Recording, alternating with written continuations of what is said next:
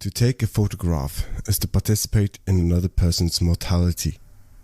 Precisely by slicing out this moment and freezing it, all photographs testify to time's relentless melt. Susan Sontag. For 30 years, photographer extraordinaire Rankin has asked difficult questions, pushed boundaries, and used the reaction to understand where popular culture was heading. He has photographed everyone from people dying of cancer and turning them into powerful warriors, to superstar models like Heidi Klum, Hollywood megastars like Robert Downey Jr., musical royalty like David Bowie, and actual royalty in Her Majesty the Queen.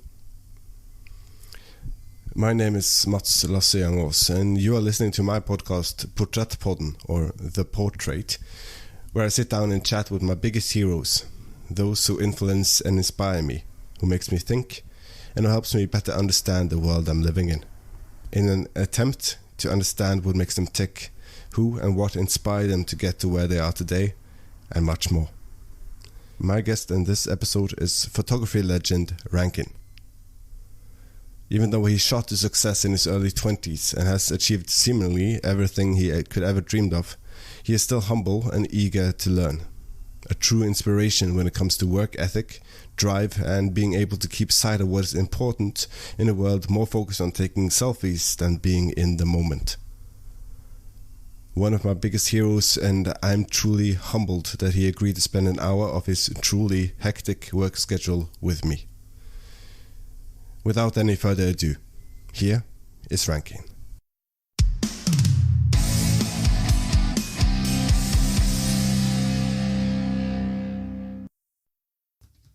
I'm good today, thank you. I've just got back from a walk, so I'm a little bit hot and sweaty, trying to fit everything in. But yeah, I'm good, thank you. Good.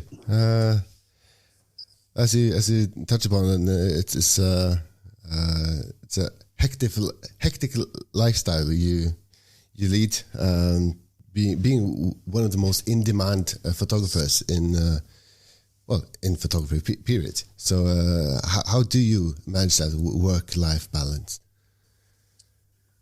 It's tough, actually. I have to be honest with you.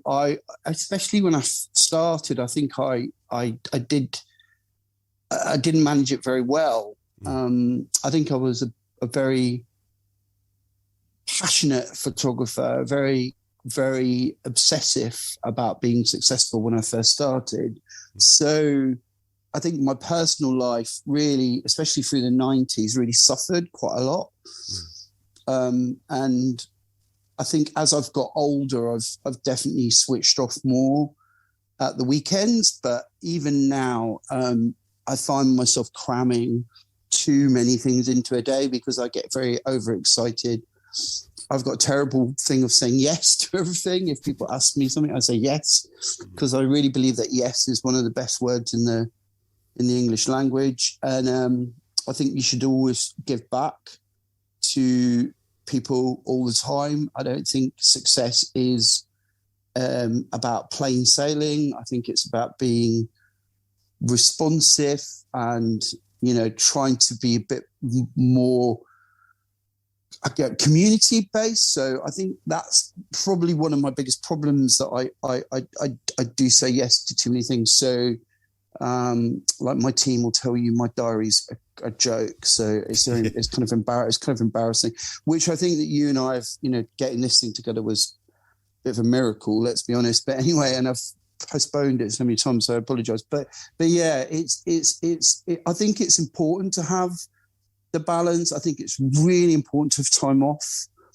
So I give myself at least 2 days off a week now, and I tend to do literally nothing on those 2 days. And I think that boredom is very important to being creative. So you need those 2 days to reset and to be bored, and so your mind starts working.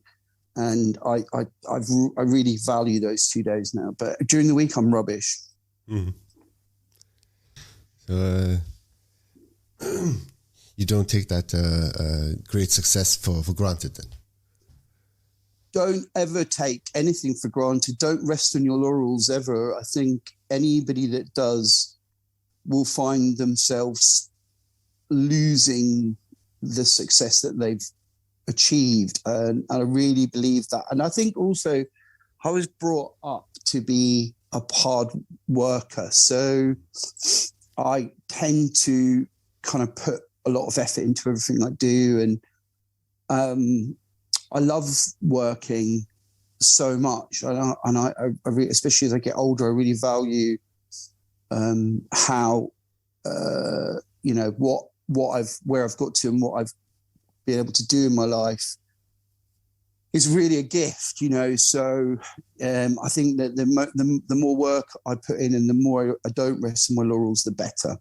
Mm. You got into this point now where everyone knows you by Rankin, like Madonna. maybe a bad comparison, but I'm far less attractive than Madonna. That's your words, not mine. But so did you ever have that moment now when you got into this great point in your professional life where you still have to pinch yourself and going, I'm shooting celebrities here? Of course, yeah. No, I mean, also, I've never really been one of those photographers that's become best friends with the celebrities. So I've kept my personal life at quite a distance from my public life. And I think that means that I still have my feet. I surround myself by people that don't put me on pedestals. And so I've got lots of people that are hopefully very honest with me. And I've got lots of people that tell me that, tell me the truth. Devil's advocates, I think devil's advocates are a very important part of anybody's success. And I think that because of that, and because I don't have lots of celebrity friends and I don't go to lots of parties and all of that stuff, I think that it still excites me to do what I do, because I feel like and it's a bit of an imposter syndrome mixed with, I feel like somebody that snuck in to, the best job in the world, and where I've got a front row sort of experience of amazing things, and I'm still kind of looking over my shoulder going, when am I going to get chucked out? And I think that's healthy. I think it's healthy to have respect for who you're shooting, to not ever take it for granted. I'm all surprised when people want to work with me still. So yeah, I think, but that's pretty much, I think, my upbringing. I'm originally from Glasgow. My parents were very working class. So this idea of not putting people on pedestals and not being put on a pedestal is really important to me.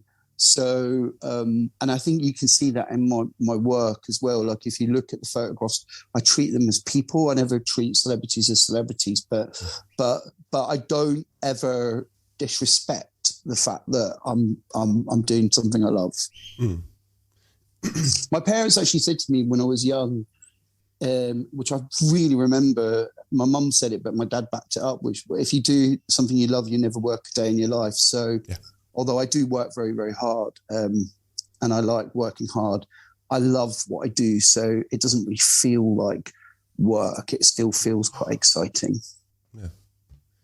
So you still haven't got to the point where you sit in your office going, all work and no play makes Rankin a dull boy.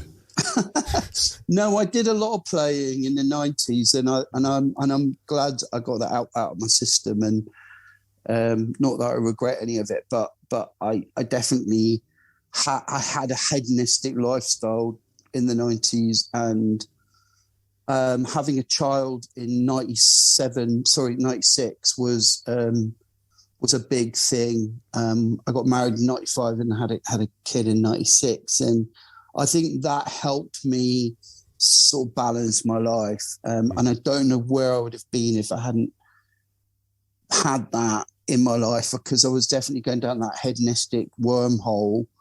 And that kind of allowed me to stabilize a bit more. And I'm really glad that obviously I'm so proud of my kid, but also just that balanced me up and made me more of a family person. And so I got lucky in a way with that. But yes, all work and no play doesn't really account for it. No play means not playing tennis or not taking the dogs for a walk, and that's what I really enjoy. And I think because of that, I'm quite boring in a way. So like people say to me, would you write a biography? And I'm like, I just don't think I'm that interesting. I'd read it. Oh, thank you. Well, that's one sale we've got. I'd rather write something like, I'll just let my dog out, sorry.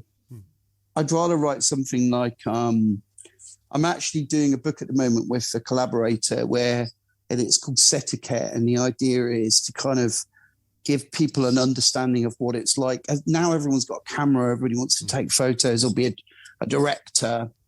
I wanted to kind of give people a guide to a helping guide to what it's like to be on set and what to expect and what to not expect. Because a lot of kids come on set and they don't really know the etiquette of the set, So we're calling it Etiquette, and I hope to have it out sort of within the next year. But that's the kind of book that I think is more interesting, or kind of more of a kind of philosophical book on creativity, or how to be creative. Like for me, as I said, boredom is so important. And reading, I read a tremendous amount, and I need to be bored. And the two things are what sort of spark things in my mind. Like reading, I never read about my discipline. I always read out of my discipline, out of the genre that I've chosen. And I find myself really inspired by reading, I don't know, something about philosophy or something about history, and those things are what inspire me. And there's where my ideas come from always. They don't come from Instagram or Google or reading about other photographers or looking at although I do have a massive photo book collection, but I don't go there for my inspiration. I go to written books or documentaries maybe. Got a quote here, might be misquoting you, but quote is then at least photographs are a lie, and I try to be honest within that lie. Yeah, I still stand by that quote, and it is my quote. And I think what I'm getting at is they're subjective. So, all the things that you can do with photography, all the techniques you can use, the framing, the lighting, it is about creating a moment. A lot of the time, some people think that photography is about just pressing a shutter, but actually everything that goes with photography, everything that goes with making an image is a lot of it, especially with the photography I do, is a fabrication. The lighting, like I will light sometimes that far away, which is like 5 inches, 6 inches away from the person. That is, you're never very in that situation where you're lighting that close to someone. So, and that enhances lots of things in terms of the face and creates, almost a sculpture. So, that's a lie. But what I meant by the honesty was that I'm looking for emotion and I'm looking for connection.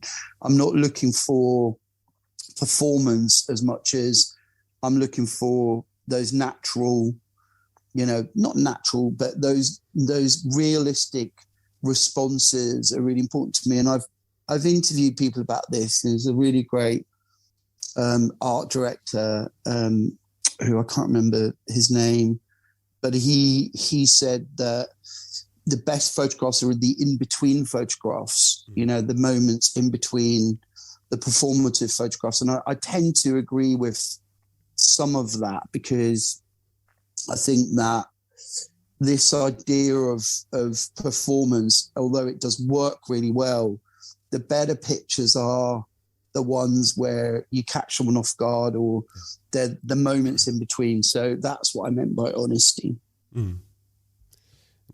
Does that also go back to the Scottish upbringing, that you don't put people in gilded cages?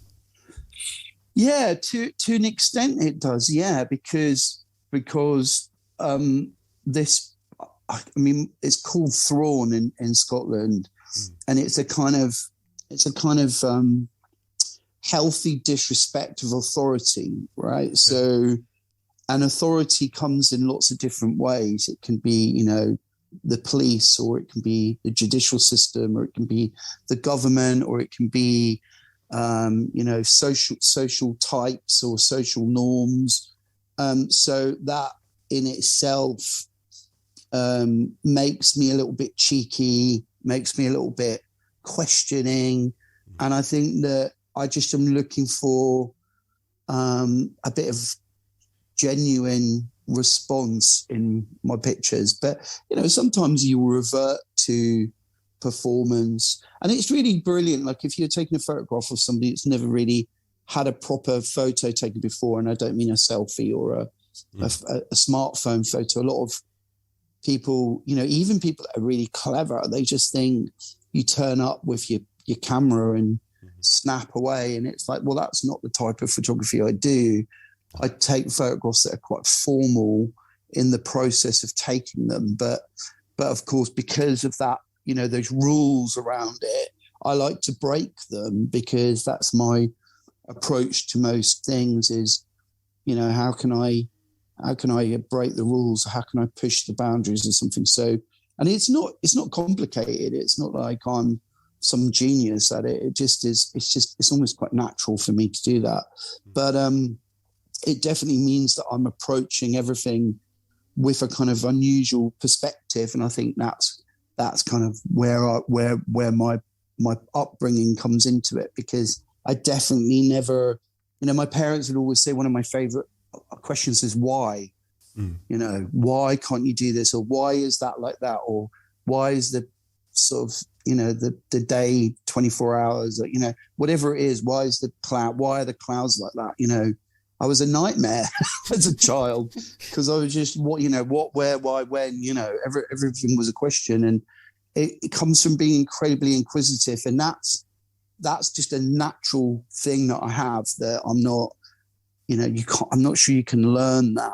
Maybe you can, but it's so natural to me. So I'm always questioning everything, and that comes with the photography as well. And the person, like most people that I meet, I'm really nosy about. I really want to know about what goes on and why they do what they do, and all of those things. When I'm taking their picture, I'm fascinated by the person. And I think another great photographer, I think it was David Bailey, said that you have to be in love with the subject matter, and you're in love with the human aspect of the person you're photographing.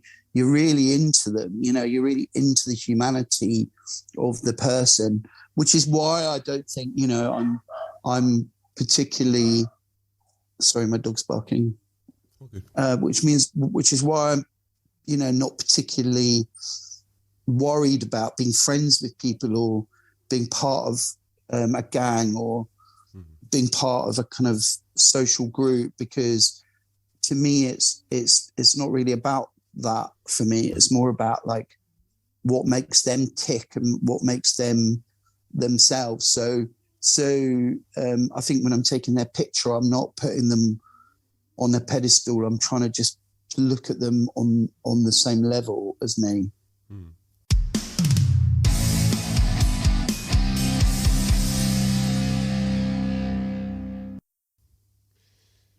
So let's ask a why question then. Why is Rankin being having this innate ability to have a healthy disrespect of authority? Why doesn't he flinch when he's shooting the Queen, for example? Well, it's funny because it's her jubilee this year, so that which means it's 20 years since I photographed her, and it doesn't feel like 20 years. So it's very strange, and I've talked about her so much because everybody always asks me about her, but I think for me, before I photographed her, I was asked to photograph Prince Charles, and I said no to photographing Prince Charles. And after I said no, about sort of a week afterwards, I felt really, really kind of upset with myself that I'd made a conscious decision not to photograph him because I wasn't really a big believer in the royal family. And I kicked myself.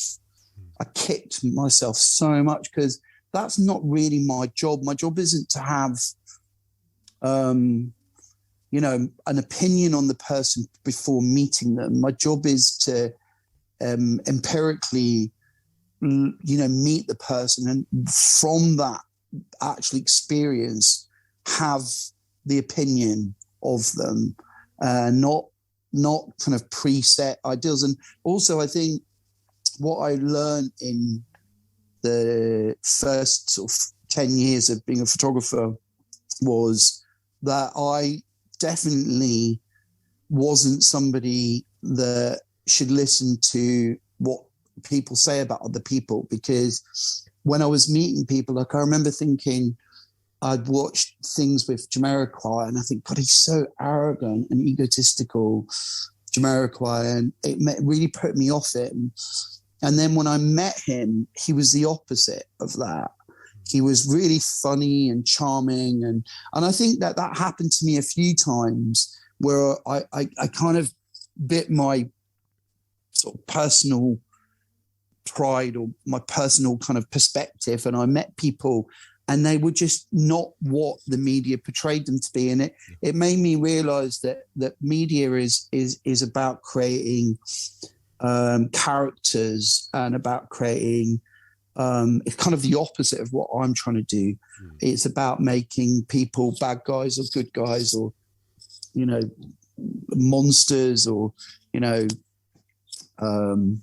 whatever, you know, whatever sells papers, whatever keeps the people turning on, you know, the TV, you know, whatever entertains the public, that's what they do. So my job in a way isn't really to listen to that stuff. It's to kind of cut through that white noise and have an empirical view. And also my perspective in what I'm showing the world.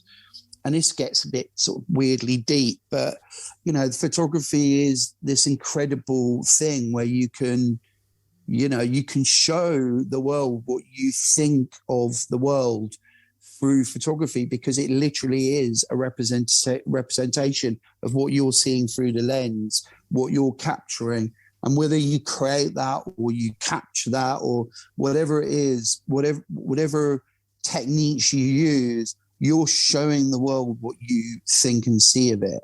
And it's an amazing, incredible art form because of that. So when I realized that, and I really kind of, it clicked in my head, I was like, you should never say no to a commission of somebody that you find really fascinating, you know, and whether you like that person or not should not come into it.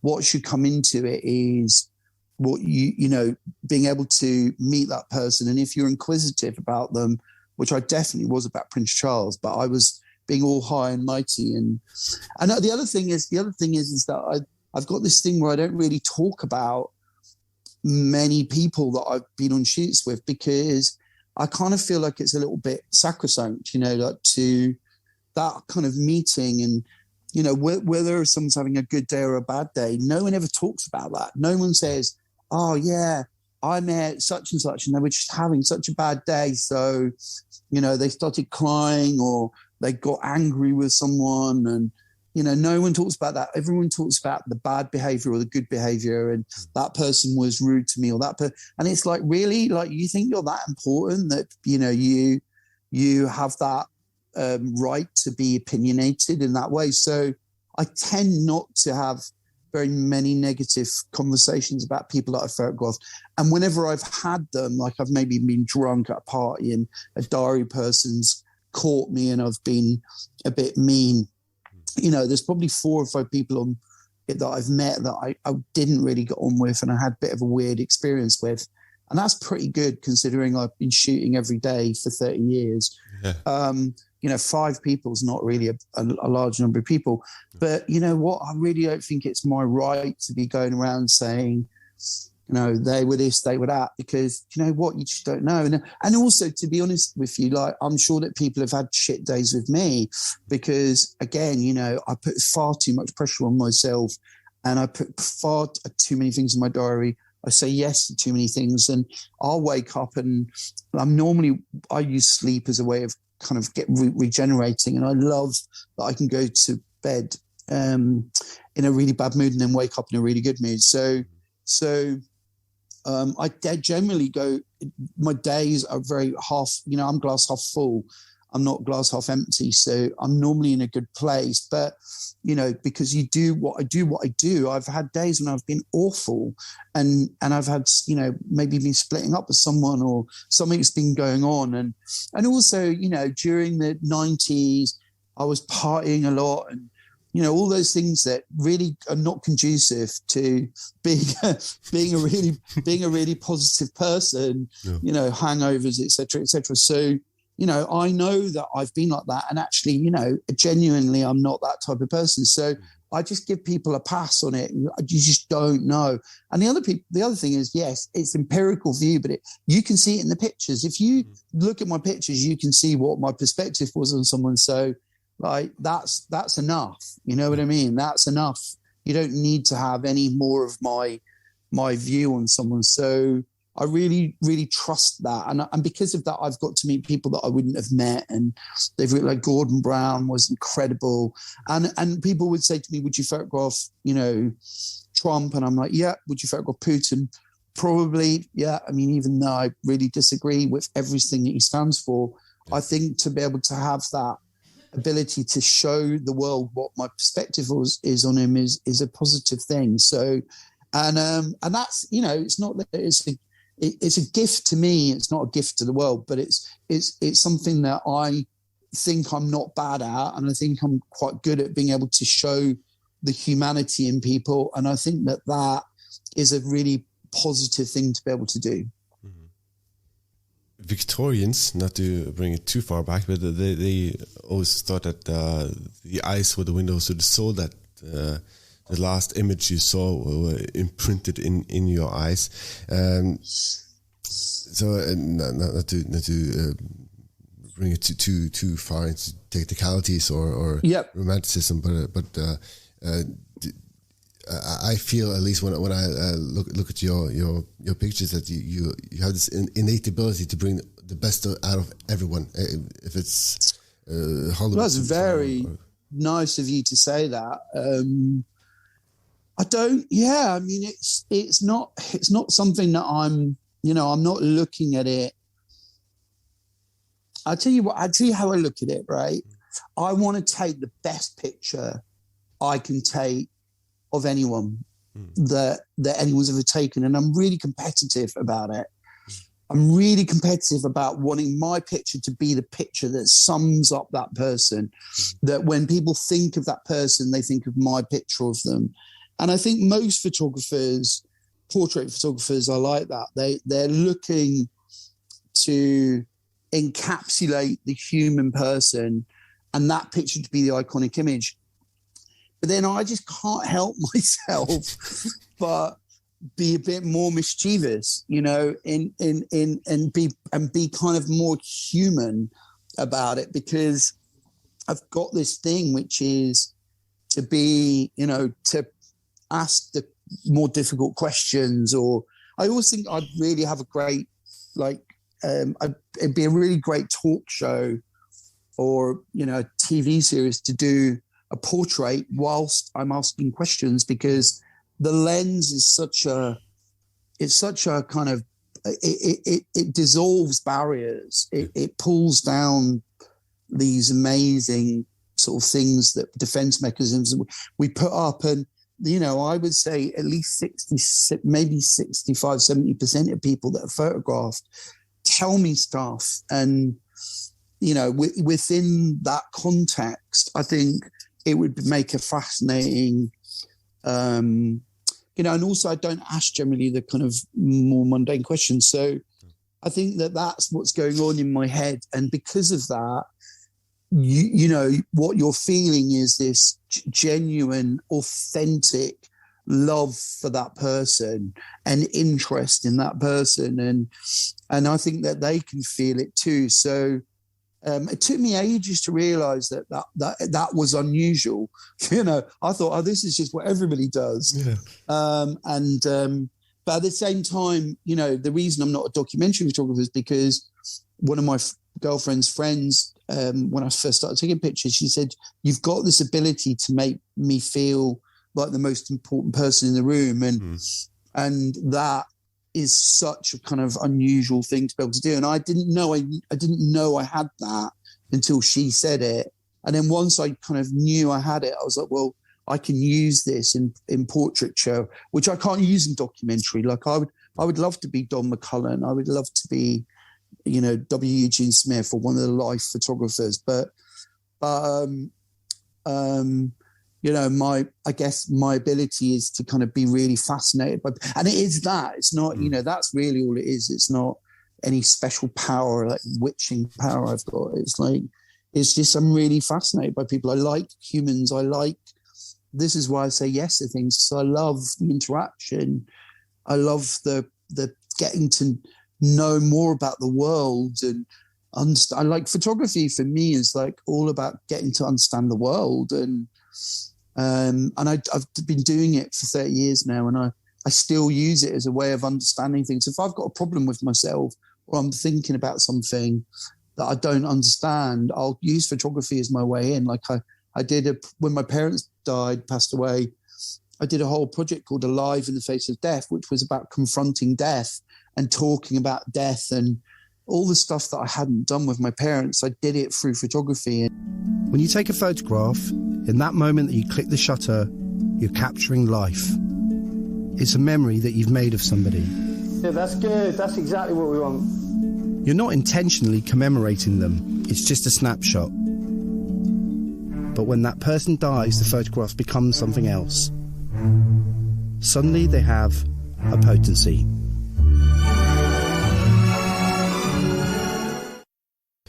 Death. We can deny it, and medicine can delay it, but it's life's only certainty. Despite this, it remains the ultimate taboo in British as well as in Norwegian society. In Alive in the Face of Death, photographer Rankin set out to explore and challenge our perceptions of death. Through his lens, the stories of those touched by death are revealed. They included people living with a terminal illness, those who have faced death and survived, and those who work within the death industry. Rankin's powerful series was exhibited at the Walker Art Gallery and developed by BBC North and BBC Two's The Culture Show in the form of a documentary, capturing both the artistic process and emotion in telling such a story. But not only that, it's one of the most harrowing and emotional pieces of art I've ever seen. And the way Rankin treats his subjects with such care, and the way he's able to break through the surface of their illness or what they've been through and get to the core of the human being themselves, it's really awe-inspiring. You know, that's my way of dealing with stuff. So it's very selfish at the same time, but it's really just a genuine sort of fascination with people. And being in a setting where your picture is being taken, and especially when it's someone like you behind the lens, someone with such a great and well-earned reputation, one can easily get a bit nervous. I mean, I have the ability to break any lens I look at, so... So how do you bring your subjects at ease then, so it looks so effortless? I think, you know, this goes back to the book's etiquette. Like, so people ask me this a lot: how do you make people feel comfortable? And one of my favorite things to hear is I was actually doing a podcast with Twiggy the other day, and she said the difference between your studio and other people's studios is it's very welcoming, and people are very warm and friendly, and they want, you know, to make sure you're okay. And I think that kind of caring, you know, about how someone feels when they're in that very microscopic situation of being in front of a lens, I think is the best way to make people feel like they can trust you and that they can feel confident in your hands. And also I collaborate. Like I love digital, not because technically I think it's better, although I do think it's better, but because I can show people what I'm doing, you know. So I take the pictures and then I let the person be part of, if not run the editing process, because when you let someone be part of it to that extent, what happens is you get them feeling and trying to look their best, but they're genuinely looking for the thing that looks like them. You know, they don't want to, 99% of people don't want to look like someone else in front of a portrait. They want to look like themselves. And one of my favorite things when people talk about, you know, what a picture looks like, they say it looks like me. You know, that photo looks like me. And I guess that's that kind of thing where I'm looking at them and seeing how I want them to look their best, but at the same time, they're giving me something, you know. So, and I guess you could go back to that idea of Victorian idea, or maybe it's a kind of empire concept of stealing someone's soul. I feel that they're lending me their soul in the picture. And I think that I really respect that. I don't think this is mine. It's a bit like not sort of talking out of turn about someone. I feel like we've done something together. It's a collaboration. And I genuinely believe that it's a collaboration. I'm not just saying it. I'm not just pretending it's a collaboration. I'm like, look, you're giving me your time. You're giving me your image. You're giving me everything to be able to create a perspective on you that I think is mine. We're in it together. I'm not making you do it. So, and I think that's when people kind of relax and they feel like, well, I can trust him. He's not going to try and nick something from me. And it is microscopic. Having your photograph taken is like being under a microscope, because literally now you can zoom right in on people's imperfections, but also the camera is very revealing. Yeah. Cameras reveal things about people that they can make people feel incredibly powerful, or they can make them feel really terrible, you know, and which is why I hate selfies, because selfies are not about showing anything. They're about creating a two-dimensional person, and the commodifying the human condition, and also a lot of the time looking like someone else, whereas the portrait is a real portrait, and even a self-portrait is about showing something about someone that is revealing something about themselves. And people are very, very, that's the mad thing. They reveal more about themselves when they're collaborating with you than when you're trying to push it, squeeze it out of them. So, you know, that's how I make people feel comfortable, because I'm trying to do that all the time.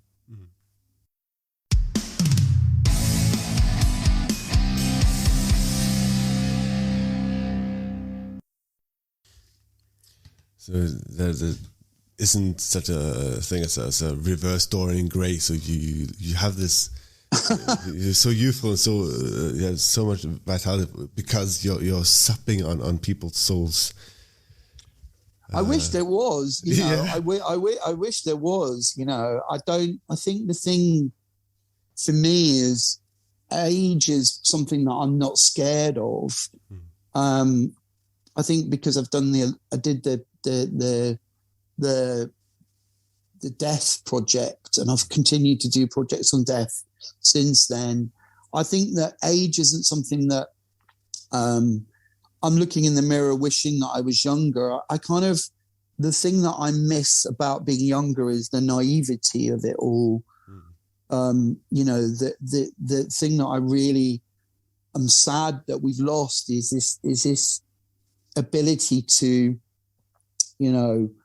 be bored. And, it's so easy not to be bored now. It's so easy to be connected all the time. And although I've enjoyed a lot of what has come with the digital revolution, there are so many negatives as well. But I really miss the naivety of pre-internet and pre-mobile phones. Maybe mobile phones would be all right, but the cameras and everything, I miss how innocent that was and how much easier it was. And in a way, kind of how much more we shared experiences on a kind of more of a mass scale. So we would all watch the same films. Like now I'll talk to my assistants about films and their knowledge of films is Marvel and comic books. And then I'll sort of talk about history of films or history of TV, and they just don't know it, whereas when I was at college, I had to learn all that stuff, like back to front.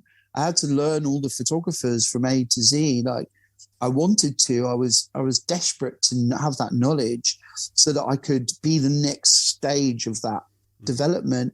Whereas now I think, there are some creatives and some photographers that think if they've found it on the internet, they've researched it and it belongs to them and that they have ownership of it. And I'm a bit like, that somebody else did that first, right? Like, that you're borrowing from someone else. So, I would imagine that if you asked any great artist from pre-internet, they'll say they needed to learn everything so they didn't duplicate it. Yep. Whereas now this kind of Google search is something, it's like a Google generation. So, and which gives some people this real kind of almost entitled sort of idea of being quite entitled about knowledge, because they're like, I can just Google that, and I'm a bit like, well, wouldn't you rather learn it? Wouldn't you rather find out by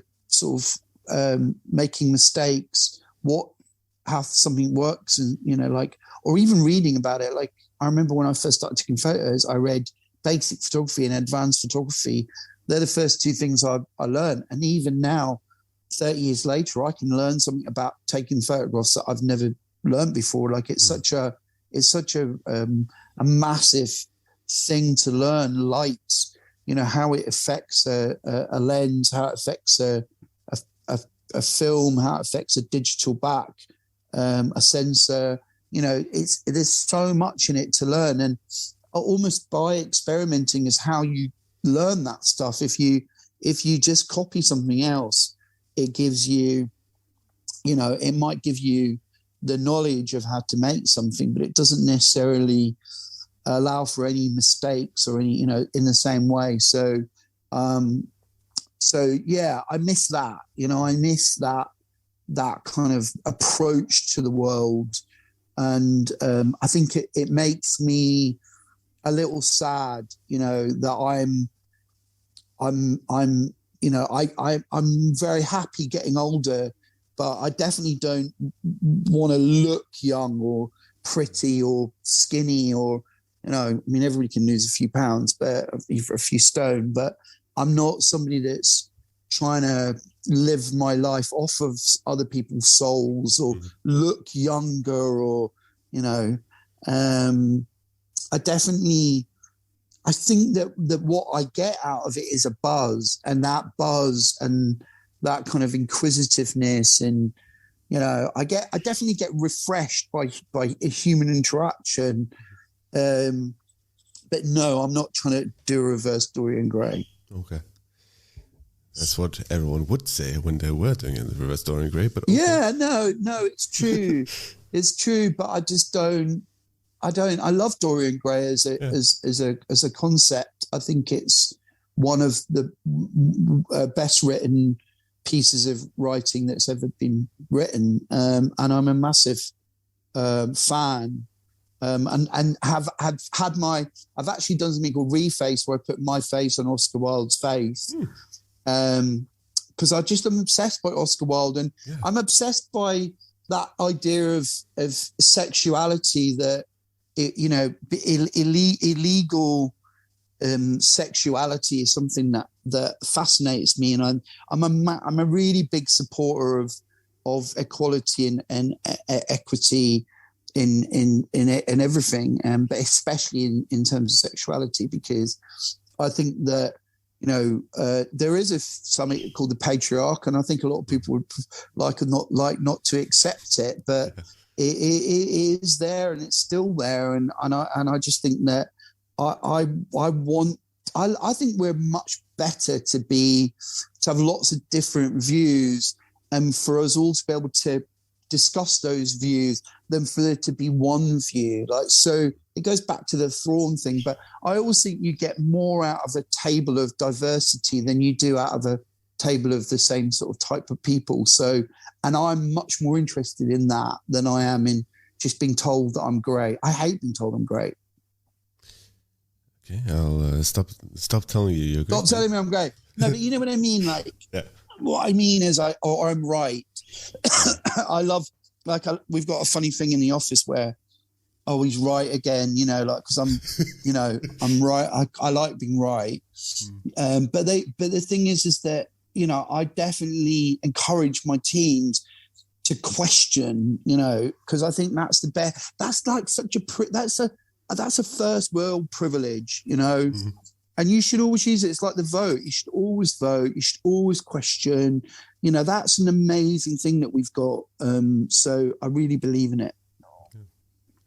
Time is rapidly running out. I suppose we could do an entire recording just about Oscar Wilde, but we'll stay on topic. He's incredible, Oscar Wilde. Yeah. I remember, reading Dorian Gray. I remember reading Oscar Wilde for the first time and just thinking, why can't I use language in this way? And I definitely have that kind of humor about life. It's always quite diggy, and of course, again, it goes back to stereotypes and class system and sexuality, and it's fantastic stuff. Mm-hmm.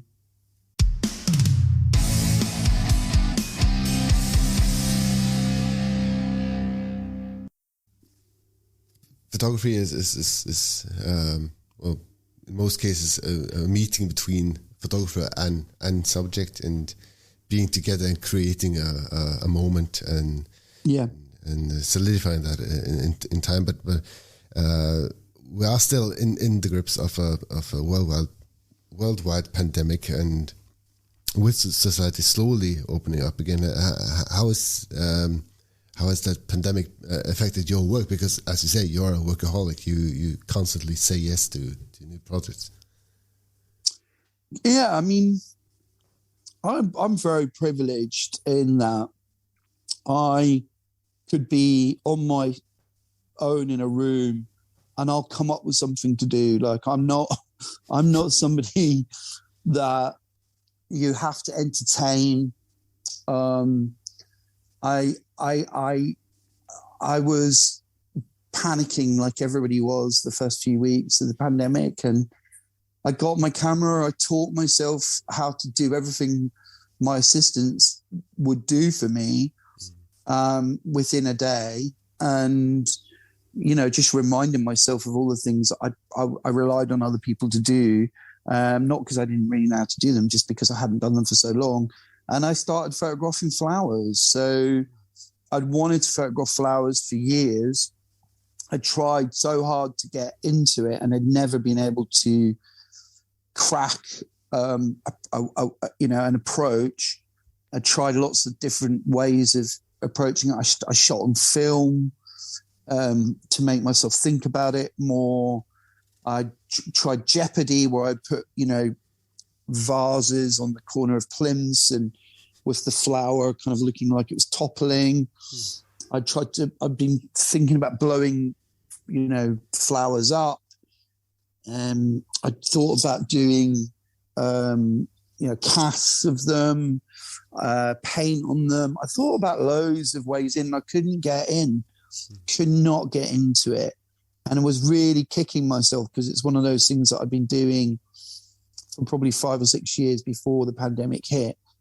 And then stuck in a room on my own, and, no one else is there. And, what's the way in? And I think being on my own in that room with the flower, each flower, I started to give them a character, and I started to give them a personality, and I started to talk to them. And I started with like dried flowers that were dying around my house. And I thought, this is such a visual metaphor for what I'm feeling. And they became my way in. And, I was using daylight through my south-facing window in my spare room, and I was taking pictures that sometimes were 10 seconds long. And, it was just an incredible way of me dealing with what was going on in my life. And because of that, because I'm privileged in the sense that I can do something like that, it was what saved me, and it literally got me through it. And at the end of it, I had this body of work which I'm super proud of, because I sort of started it from scratch, and by the end of it, I did an exhibition in my studio, and people would come in and say, how was the pandemic for you? And I went, well, I did this, and it's like, about 500 photos on the wall. So, and photos for the first time that I would put up, I would easily put some of those pictures up around my house because I liked them so much as pictures. They almost kind of took on a life of their own. So, and it's not to be arrogant at all. It's like, I'm really, really not being arrogant about it. I'm just going, this is what success was for me over lockdown. This is how success looked like, me finding a way out of the kind of the cynical, depressed, fearful part of my personality, and into this series of beautiful, initially dying flowers. And then by the end of it, I was photographing flowers that were just full of life. And you can see my journey metaphorically and literally through the flowers. And now I've got a book, or two books that I've done on them, and I'm just super proud of the work that I did, and it's totally saved me from going crazy.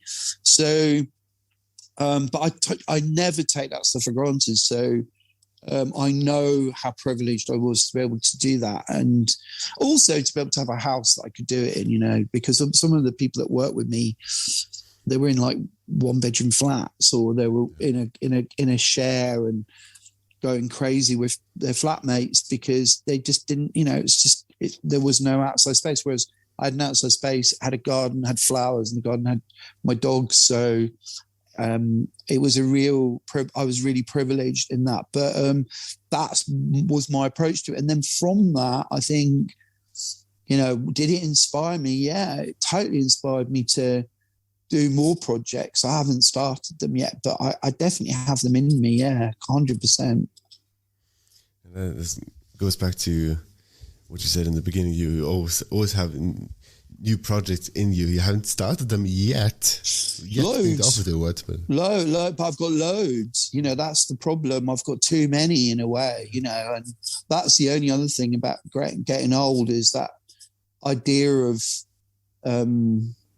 how much time have I got to do all these, and do I need to start kind of structuring them so that, because I've never done that really. I've always just, I'm more of a jumper in the deep end. I don't plan stuff as much as I probably should. Although I am doing something at the moment on volumetric capture, where I'm creating sculptures from photographs, and it's really that takes a lot of planning, and you know, one piece takes so long to do. You've got to really believe in the piece. So yeah, never say never, I suppose, is the best expression. But yeah, too many and too little time. But no, I'm not going to get bored anytime soon with the without wanting to. You know, like I've got so much stuff to achieve before I sort of kick the bucket. And speaking of privilege, it's been a great privilege to have you here today, and especially considering how many plates you keep spinning behind the camera. So I'm really glad and humbled that you agreed to do this. So thank you for your time. Oh no, thank you. I really appreciate that, and I'm going to use that spinning plates metaphor because I've not thought of it like that before. And the other thing is, it's okay to break some as well sometimes. You know, like people always want things to be perfect, and nothing's perfect. You know, nothing's ever perfect. I'll look at my pictures and I can see all the flaws in all of them, all the things I did wrong. That's what I see first. I don't see the perfect image. So dropping plates should be spinning and dropping plates should be like a metaphor for life. It's okay to spin, and it's okay for some of them to break. Yeah, and that's why I only spin paper plates. So. Oh, good one. Uh-huh. But then you're not risking enough, you know? That's right. But yeah, okay, I did spin one plate. That was sending the inquiry to your team. So that risk paid off. Nice one. Yeah.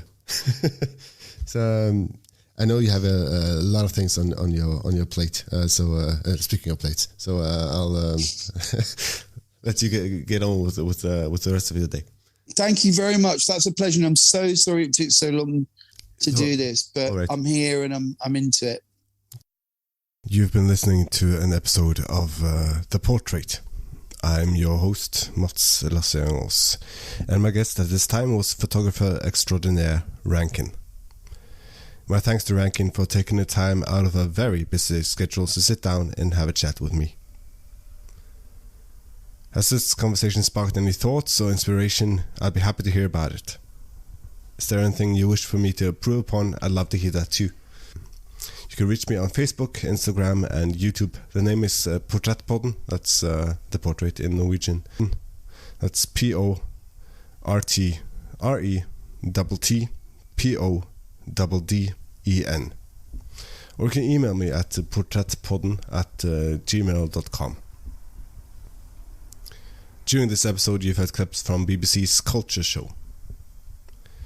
This podcast works in accordance with the ethical code of practice of the Norwegian press. Thank you for listening, and I will be back with another inspiring story real soon.